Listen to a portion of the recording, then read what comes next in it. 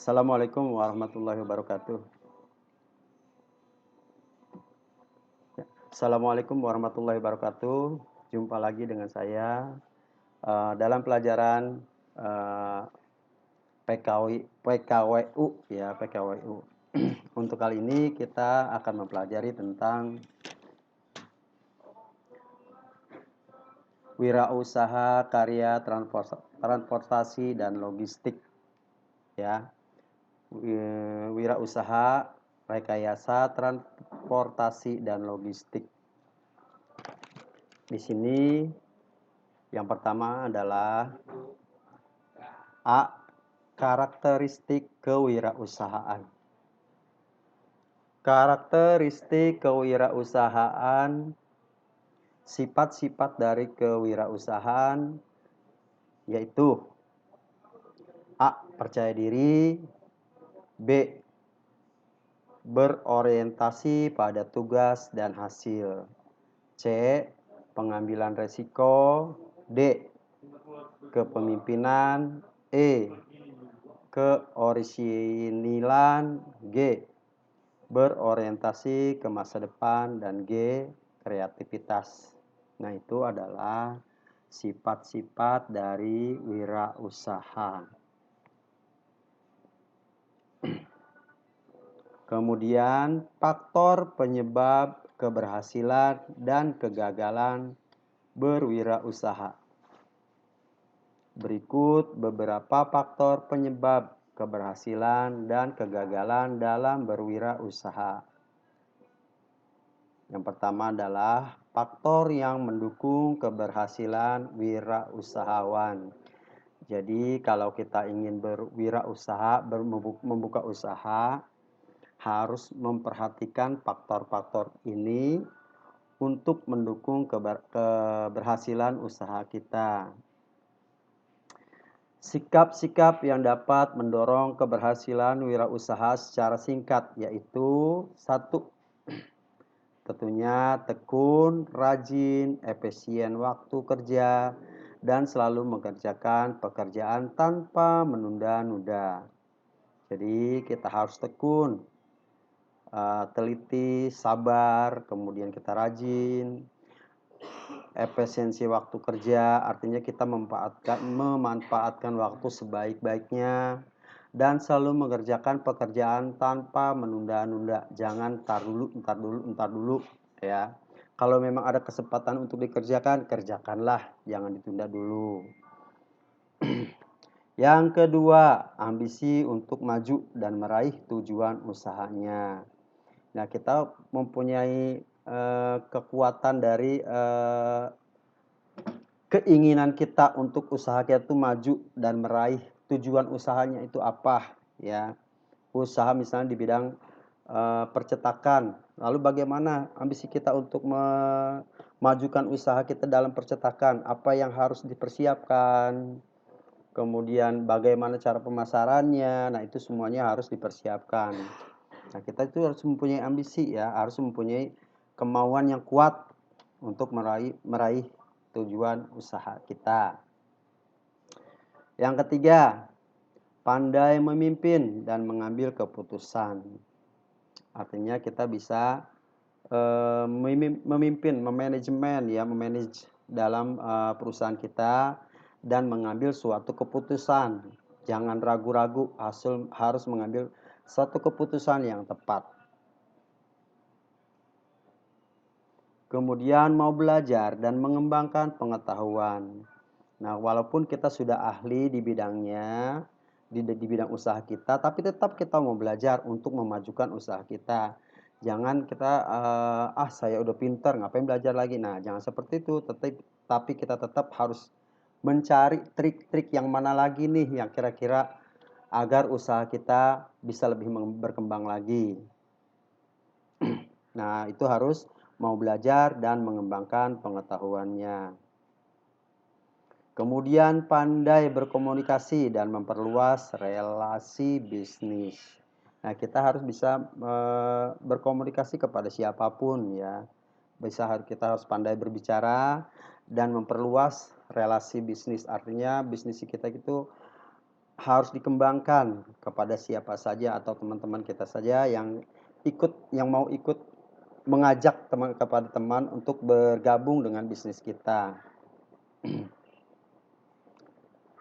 Bekerja lebih dalam pengertian kerja cermat, cerdas, dan tuntas. Kadang-kadang tidak mengenal batasan waktu. Bekerja lebih itu artinya bekerja lebih giat, ya, bekerja lebih giat, lebih serius dalam pengertian kerja cermat, cerdas, dan tuntas. Kadang-kadang tidak mengenal batas waktu. Artinya walaupun waktu kita terbatas, tapi kita tetap mau bekerja, ya. Kemudian berjiwa besar dan bersikap berani, kuat, dan bermental baja dalam menghadapi pasang surutnya usaha. Yang dalam namanya usaha, ya, yang dalam usaha itu tentunya ada pasang surut. Ada kalanya kita maju, ada kalanya kita mundur, ada kalanya kita di atas, ada kalanya kita di bawah. Nah, kita tuh harus kuat, jiwa kita, mental kita harus kuat. Ya, namanya usaha emang seperti itu. Kalau kita maju, kita berhasil, ya alhamdulillah. Kuncinya apa? Nah, kadang-kadang kita juga mundur atau terjatuh. Nah, di situ apa kira-kira yang membuat kita terjatuh atau yang membuat kita mundur itu apa? Cari sesuatu yang membuat kita mundur dan kita cari celahnya agar kita bisa maju lagi. Nomor 8, tanggap dan positif terhadap perubahan usaha. Tanggap dan positif terhadap perubahan usahanya. Nah, di dalam usaha itu ada perubahan-perubahan. Nah, kita harus tanggap dan positif. Apa sih perubahan kok bisa seperti ini? Dan kita harus positive thinking, ya. Jangan kita negatif, tapi kita harus positif terhadap perubahan usahanya. Nah, itu adalah faktor-faktor yang menyebabkan keberhasilan usaha kita. Nah, kemudian apa saja yang faktor yang menyebabkan kegagalan? Karena yang namanya tadi usaha itu kadang-kadang bisa maju dan bisa mundur, ya, bisa berhasil dan bisa gagal. Tadi ada faktor yang mendukung keberhasilan yang sudah Bapak bacakan, ada 8 faktor. Kemudian faktor yang menyebabkan kegagalan sekarang. Nah, inilah faktor yang menyebabkan kegagalan. Sikap-sikap yang menyebabkan kegagalan seseorang wirausaha secara singkat, yaitu secara berikut. Sebagai berikut. Apa sih faktor menyebabkan kegagalan? Yang pertama adalah ceroboh dan kerja asal jadi. Tentunya kalau kita mengerjakan apapun, ya, kalau kita ceroboh dan bekerja asal jadi, tentunya kita akan gagal. Jangan dalam usaha, dalam berkarya di rumah saja, dalam pekerjaan prakarya di rumah saja, kalau kita kerjanya ceroboh dan asal jadi, pasti kerjaan tersebut gagal, tidak sesuai apa yang kita inginkan. Yang kedua, iri dan dengki dengan keberhasilan atau kesuksesan orang lain. Nah, itu juga tidak boleh, ya. Iri dan dengki buang jauh-jauh. Yang namanya keberhasilan itu kan yang namanya usaha itu kan ada kadang-kadang ada kegagalan, ada kemajuan. Nah, kadang-kadang kita gagal, yang lain maju. Kadang-kadang yang lain gagal, kita juga maju. Nah, itu harus dicari bagaimana caranya agar usaha kita itu jangan sampai gagal. Nah, kita mempertahankan bagaimana caranya agar kita bisa maju. Bahkan kita harus meningkatkan kemajuan usaha kita. Jangan kita iri dan dengki kepada kesuksesan orang lain. Tapi kita harus belajar dari orang yang sukses untuk memajukan usaha kita. Yang ketiga, masa bodoh dan apatis. Sikap masa bodoh, acuh tak acuh, apatis itu juga akan menyebabkan kegagalan dalam usaha. Yang dalam namanya usaha kita harus serius, ya, kita harus serius menangani usaha kita. Apapun yang terjadi dalam usaha kita harus kita tangani dengan serius. Kita harus memeriksa apa sih kira-kira yang kurang, apa sih kira yang belum ada. Nah, kita jangan bodoh, nggak ada ini, bodoh amat, ini bodoh amat. Nah, atau apatis, masa bodoh bang, itu jangan seperti itu. Tapi kita harus optimis, ya. Yang keempat, curang. dan culas terhadap relasi karyawan maupun konsumen. Dalam usaha, tentunya kalau mau berhasil kita harus jujur, tidak boleh curang, dan tidak boleh culas terhadap relasi. Relasi atau karyawan adalah bagian dari kita yang menyebabkan kita sukses. Tanpa adanya karyawan maupun konsumen, maka usaha kita tidak akan sukses. Oleh karena itu, janganlah kita berbuat curang terhadap karyawan maupun konsumen. Kita harus jujur ya terhadap karyawan dan konsumen. Dan kita juga harus adil agar usaha kita menjadi maju. Yang kelima, tidak mempunyai kemampuan memimpin. Orang yang tidak mempunyai kemampuan memimpin tentunya tidak bisa membuka usaha. Ya, orang yang tidak mempunyai kemampuan memimpin adalah orang yang tidak bisa usaha. Makanya kita kan nggak mau selamanya menjadi karyawan ya. Tentunya kita pengen menjadi pengusaha. Nah, kalau kita pengen jadi pengusaha harus mampu memimpin. Kalau kita lihat kalian ya di sekolah, tentunya ada pemimpinnya. Di dalam usaha pun ada pemimpinnya. Nah, pemimpin itu adalah seorang manajernya. Nah, dia kalau tidak bisa memanage bawahannya atau tidak bisa memimpin bawahannya, tidak mungkin bisa menjadi seorang pemimpin. Yang keenam, meniru produk lain sehingga kurang kreatif dan inovatif dalam mengembangkan produk. Kalau kita punya usaha dan usaha kita ingin maju, kita harus mempunyai produk yang orisinal. Artinya yang asli.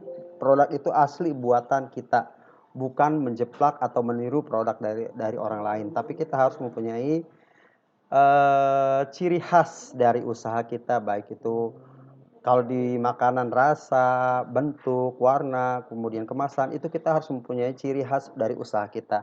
Jangan kita meniru atau menjeplak usaha orang lain. Kalau kita menjeplak atau meniru urusan orang lain, tentunya nanti kita akan kena sanksi dan otomatis usaha kita akan gagal. Ya, nah itu merupakan faktor penyebab kegagalan. Oleh karena itu, kalau pengen maju, janganlah kalian meniru produk lain. Ya, carilah produk orisinal atau produk asli dari produk kita sendiri. Kalau kita ingin maju, kita harus punyai kreativitas dan inovatif dalam mengembangkan produk. 7. Kurang dapat mengendalikan keuangan. Nah, di sini juga keuangan itu sangat penting dalam usaha ya, sebagai modal. Kalau kita tidak dapat mengendalikan keuangan tersebut, maka yang ada kita rugi. Oleh karena itu, seharusnya kalau untuk agar usaha kita maju, kita harus pandai-pandai bisa mengendalikan keuangan. Pemasukannya berapa, pengeluarannya berapa, kemudian pengeluaran itu untuk apa saja, pemasukan itu dari mana saja, semua harus dicatat. Nanti kira-kira adakah keuntungan dari pengeluaran tersebut, ya. Jangan seandainya ada kemasukan kamu gunakan untuk yang lain, ada kemasukan untuk gunakan untuk lain. Nah, itu nanti uangnya tidak terkendalikan, ya. Artinya uang itu akan terbuang sia-sia. Kalau kita bisa memanage uang dengan baik, ya, itu akan kelihatan keuntungan dari keuntungan dari perusahaan kita ataupun kerugian dari usaha kita. Jadi kalau ada keuntungan berarti itu namanya ada kemajuan, tapi kalau ada kerugian berarti kita ada mengalami kegagalan. Nah, dari mana kegagalan tersebut? Dari keuangan. Uang yang mana yang membuat kegagalan? Kemungkinan uang yang masuk itu digunakan untuk hal-hal yang tidak berguna atau yang tidak digunakan untuk perusahaan. Sehingga modalnya menjadi berkurang dan akhirnya mengalami kerugian. Yang kedelapan, kurang berkomitmen terhadap usahanya. Nah, kita kalau mempunyai usaha, kita harus komitmen usaha apa yang kita ingin buat. Misalnya usaha di bidang percetakan, ya usaha semuanya kita harus fokus ke bidang percetakan. Usaha di bidang butik misalnya atau jahit menjahit ya kita usahakan itu semuanya berpusat kepada urusan jahit menjahit untuk butik yang kita ingin buat ya. Produknya apa?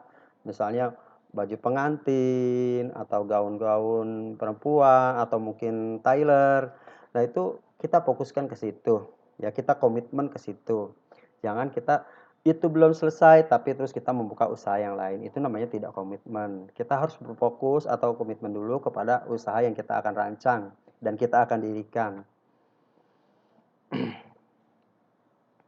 Boleh saja kita mengembangkan usaha yang lain, tapi kita harus fokus ke usaha yang kita buat terlebih dahulu.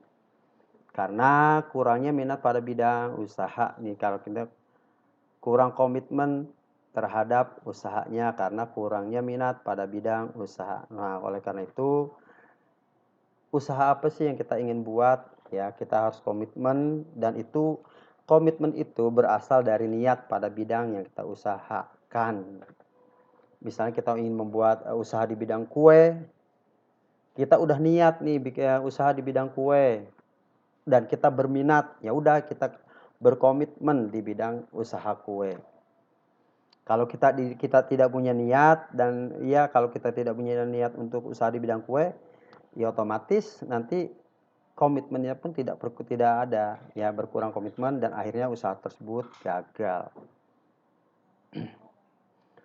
Itulah tadi hal-hal yang dapat membuat maju usaha kita dan merugikan usaha kita atau menyebabkan kegagalan pada usaha kita.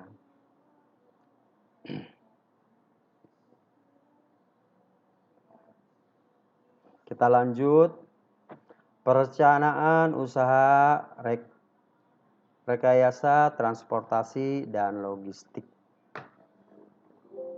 Perencanaan usaha rekayasa transportasi dan logistik. Yang pertama adalah ide dan peluang usaha. Bisnis transportasi itu cukup menjanjikan sebab di bidang transportasi sangat dibutuhkan masyarakat. Zaman sekarang apalagi ya semuanya serba apa ya kalau gitu. Kita membutuhkan waktu yang singkat, ya tidak perlu lama-lama. Oleh karena itu kita butuh transportasi untuk menghantarkan kita ke suatu tempat dengan waktu yang cepat.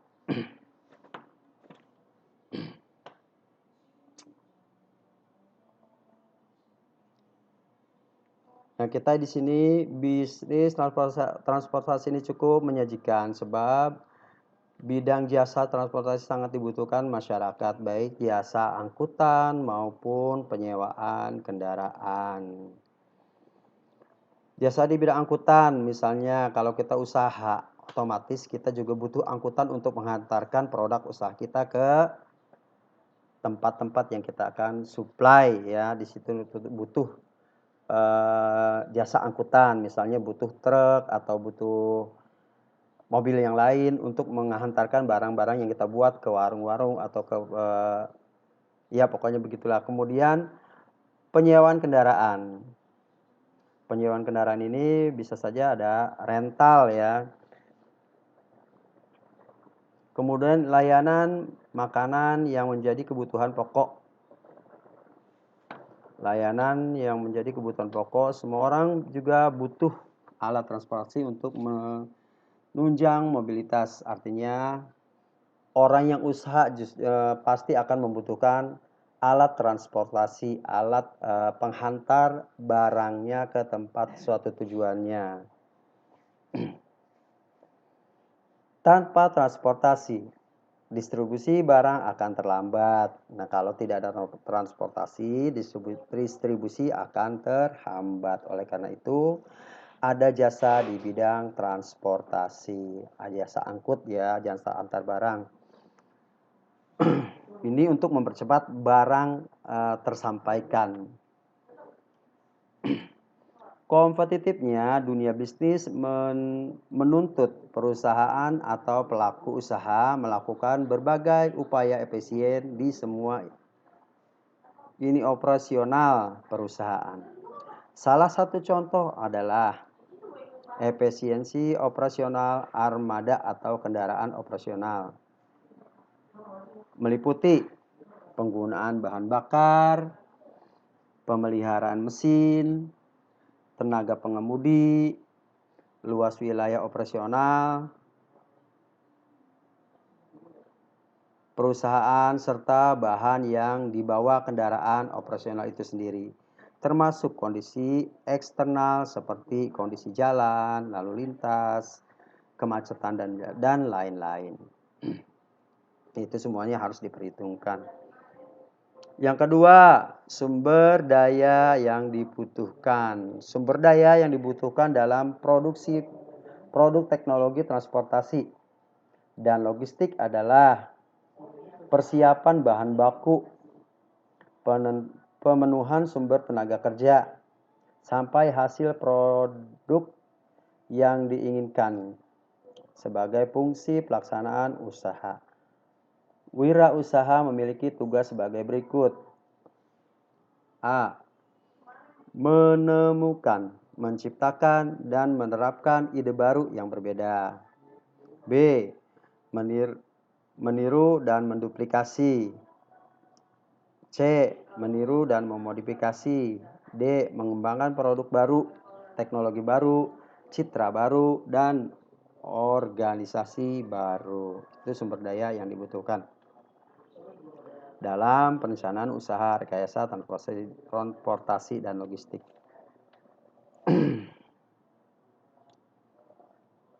Nomor 3, administrasi dan pemasaran.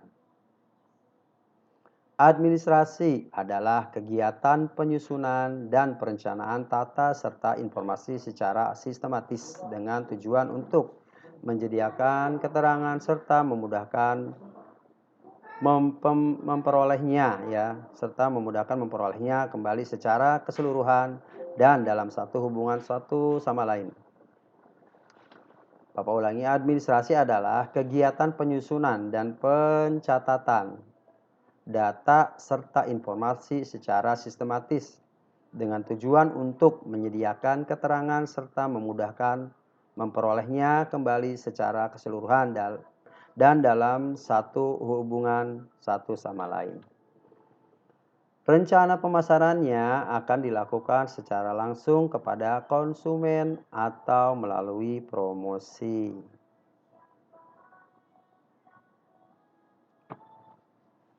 Rencana pemasaran akan dilakukan secara langsung kepada konsumen atau melalui promosi. C. Sistem produksi usaha rekayasa transportasi dan logistik.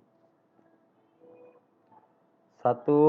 Aneka produk rekayasa transportasi dan logistik. A. Transportasi dan logistik.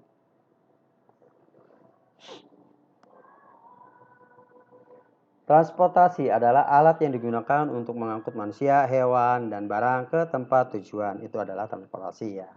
Transportasi adalah alat yang digunakan untuk mengangkut manusia, hewan, dan barang ke tempat tujuan.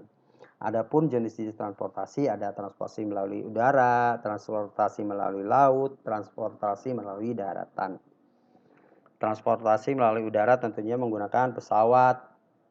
Transportasi darat bisa saja dengan bis, bus, dengan truk, dengan motor, dengan minibus dan lain-lain. Sedangkan transportasi air atau laut itu dengan kapal laut ya, atau dengan boat. Adapun definisi transportasi yang lainnya yaitu memindahkan manusia, hewan, ataupun barang dari satu tempat ke tempat tujuan dengan memakai suatu alat yang dapat digerakkan oleh makhluk hidup atau mesin.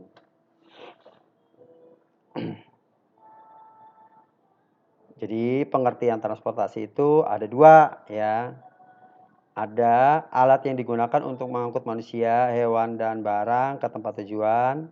Ada juga yang mengatakan transportasi definisinya adalah memindahkan manusia, hewan, ataupun barang dari tempat asal ke tempat tujuannya dengan memakai suatu alat yang dapat digerakkan oleh makhluk hidup atau mesin.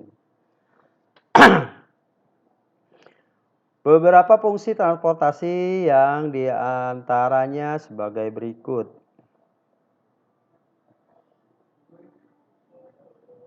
Fungsi transportasi yang pertama adalah guna memudahkan aktivitas manusia dalam kehidupan sehari-hari. Dengan adanya transportasi, maka aktivitas manusia dipermudah. Ya, aktivitas manusia dalam kehidupan sehari-hari akan dipermudah atau mempermudah. 2, guna melancarkan arus barang maupun arus manusia. Jadi perpindahan manusia atau perpindahan barang atau perpindahan yang lainnya bisa dipermudah dengan adanya transportasi. Yang ketiga, guna menunjang perkembangan pembangunan pada suatu daerah.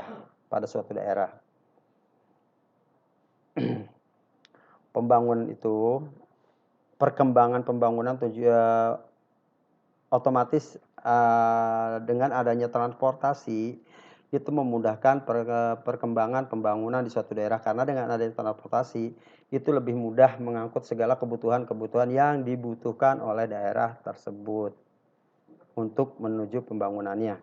Yang keempat, guna menunjang perkembangan ekonomi dengan jasa angkutan.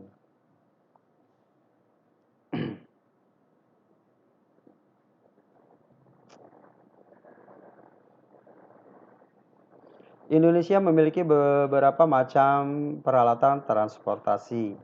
Alat transportasi tersebut dibagi menjadi 3 bagian, yaitu darat, laut, dan udara. Tadi Bapak sudah jelaskan ya, Bapak nggak perlu baca lagi. Kemudian kita pindah ke halaman berikut.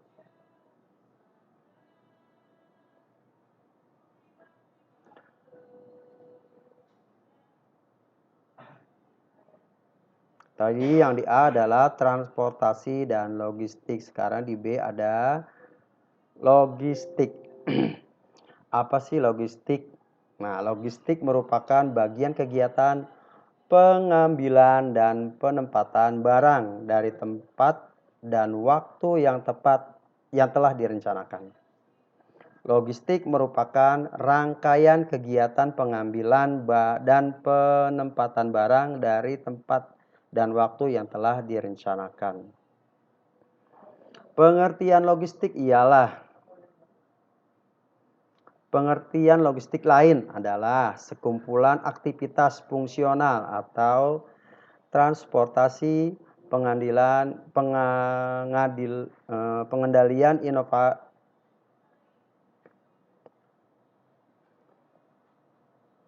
aktivitas fungsional atau transportasi, pengendalian inventory, dan lain sebagainya yang dilakukan sebuah perusahaan dalam proses pengubahan bahan baku menjadi produk jadi. Nah, dari pengertian lain dari logistik adalah sekumpulan aktivitas fungsional. Nah,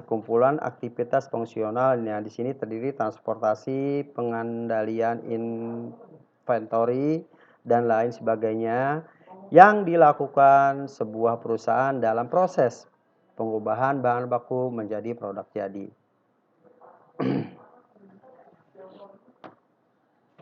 Sifat logistik.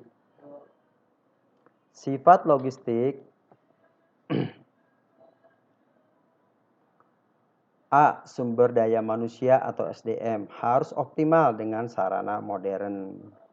Jadi sifat logistik itu yang pertama adalah SDM-nya harus harus cukup dengan sarana modern. Di situ harus disediakan alat-alat modern seperti mesin-mesin penggerak, kemudian komputer, kemudian sarana yang lain yang serba modern. Kemudian B. Penanganan barang secara aman, tepat, dan selamat. Jadi sifat logistik yang kedua adalah penanganan barang atau barang tersebut, bagaimana caranya agar barang tersebut menjadi aman, tepat, dan selamat. C. Penanganan dan pendalaman kemampuan harus kontinu dan tetap. Penanganan dan pendalaman kemampuan harus kontinu dan tepat. Nomor 2, aktivitas logistik. Yang pertama tadi sifat logistik udah Bapak bacakan, yang kedua adalah aktivitas logistik. Secara umum, kegiatan logistik terdiri dari dua kegiatan, yaitu kegiatan pergerakan atau move yang bersifat dinamis dan keinginan penyimpanan atau store yang bersifat statis. Secara umum, kegiatan logistik terdiri dari dua kegiatan, yaitu kegiatan pergerakan atau move yang bersifat dinamis dan keinginan penyimpanan atau store yang bersifat statis. Dua kegiatan utama tersebut diurai menjadi beberapa kegiatan antara lain. A. Pemrosesan pesanan, transportasi, persediaan, penanganan barang, struktur fasilitas, serta sistem inovasi dan komunikasi, informasi dan komunikasi, serta sistem informasi dan komunikasi. B. Kegiatan-kegiatan itu disebut juga sebagai baruan. Ya, kegiatan-kegiatan itu juga disebut sebagai baruan kegiatan logistik, di mana semua kegiatan tersebut tidak dapat dihindari keberadaannya dalam sebuah jalur transportasi. Kegiatan apa? Kegiatan proses pemesanan, transportasi, persediaan, penanganan barang, struktur fasilitas, serta sistem informasi dan komunikasi.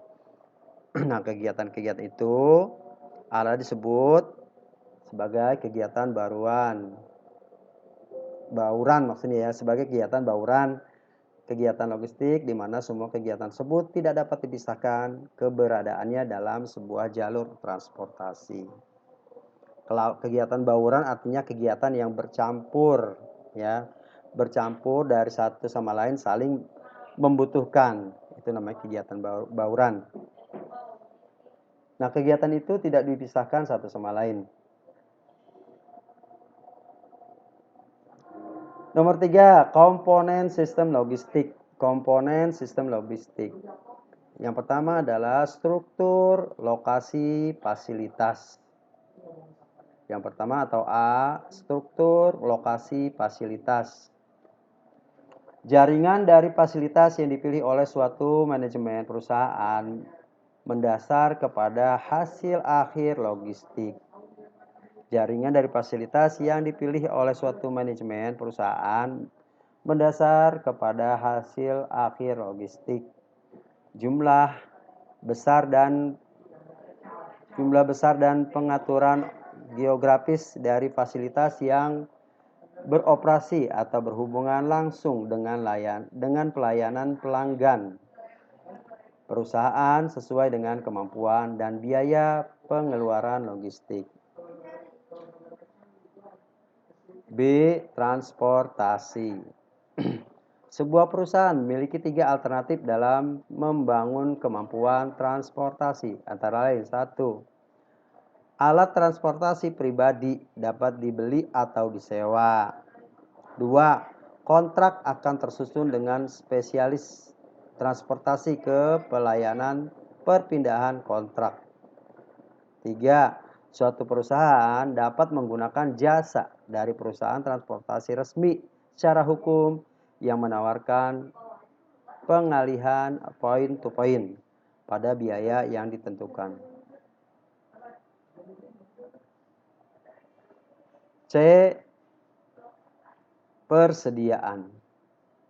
Program logistik harus dimulai dengan melakukan paling sedikit mungkin aset untuk penyimpanan. Ya, program logistik harus dimulai dengan melakukan paling sedikit mungkin aset untuk penyimpanan.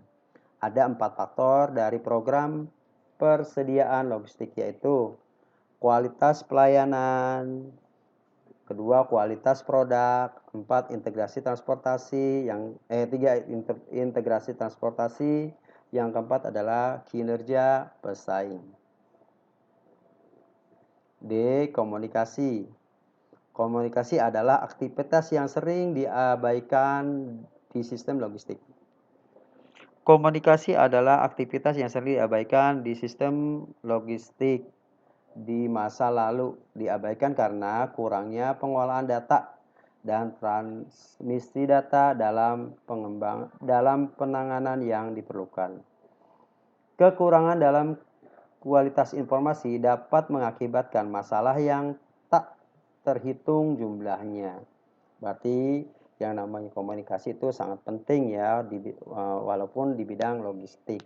Kalau bukan di bidang logistik hanya mengantarkan barang, semuanya itu urusan dengan barang, tapi tidak ada komunikasi. Nah kalau seandainya komunikasinya diabaikan, maka akan terjadinya kerugian yang tidak terhingga.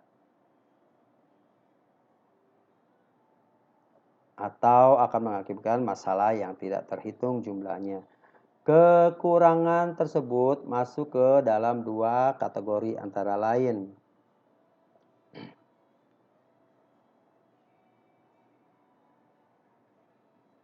Satu, menerima informasi yang salah sehubungan dengan penilaian dari tren dan peristiwa. Karena aliran logistik mengambil tempat dalam mengantisipasi transaksi masa depan. Penilaian tidak akurat dapat mengakibatkan kekurangan persediaan atau persediaan yang berlebih.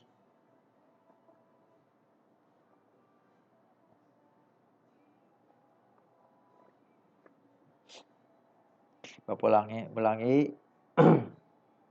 Kekurangan tersebut masuk dalam 2 kategori antara lain. 1. Menerima informasi yang salah sehubungan dengan penilaian dari tren dan peristiwa karena aliran logistik mengambil tempat dalam mengantisipasi transaksi masa depan. Penilaian tidak akurat dapat mengakibatkan kekurangan persediaan atau persediaan yang berlebihan. Kedua, informasi yang tidak akurat dengan kebutuhan pelanggan tertentu. Ya, itu saja pelajaran kita pada hari ini tentang wirausaha, rekayasa, transportasi, dan logistik. Belum. Ini ya. Stop recording.